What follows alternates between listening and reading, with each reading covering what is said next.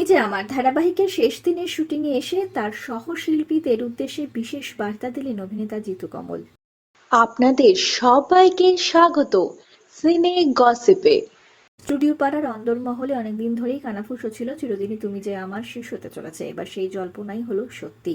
বেশ কিছুদিন ধরেই ধারাবাহিকের টিআরপি এমনিতেই ছিল নিচের দিকে। এই ধারাবাহিক বন্ধ হওয়ার কথা অনেকেই বলেছিলেন। প্রসঙ্গত একটি সময় ধারাবাহিককে নিয়ে আলোচনা বিস্তর ছিল। অবশেষে ধারাবাহিকের শেষ দিনের শুটিং হচ্ছে রবিবার দিন। সেই শুটিংয়ের কল টাইম পেতেই সহশিল্পীদের উদ্দেশ্যে খোলা চিঠি লিখলেন অভিনেতা জিতু কমল। রবিবার চিরদিনই তুমি যে আমার ধারাবাহিকের শেষ শুটিং নিয়ম অনুযায়ী সকাল 8টায় কল টাইম দেওয়া হয়েছে শিল্পীদের। সেই মেসেজে স্ক্রিনশট শেয়ার করেছেন অভিনেতা জিতু কমল। তার সঙ্গে একটি বার্তা লিখেছেন।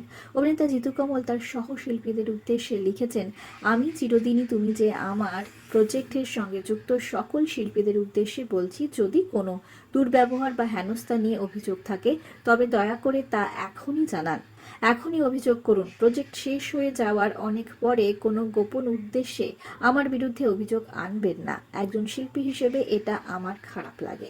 প্রসঙ্গত চিরদিনই তুমি যে আমার ধারাবাহিকে আমরা দেখেছিলাম অভিনেতা জিতু কমলের নায়িকা হিসেবে প্রথম দিকে দিতিপ্রিয়া রয়কে।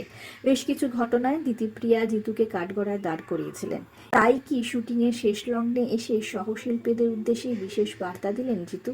তা অবশ্য এখনো জানা যায়নি। শেষ হয়ে যাচ্ছে চিরদিনই তুমি যে আমার ধারাবাহিক, শেষ দিনের শুটিং হয়ে গেল। আপনারা কি মিস করবেন এই ধারাবাহিকটিকে? জানাতে ভুলবেন না। আমরা হলাম সিনে গসিপ। জুড়ে থাকুন আমাদের সঙ্গে, সাবস্ক্রাইব করুন আমাদের এই ইউটিউব চ্যানেলটি।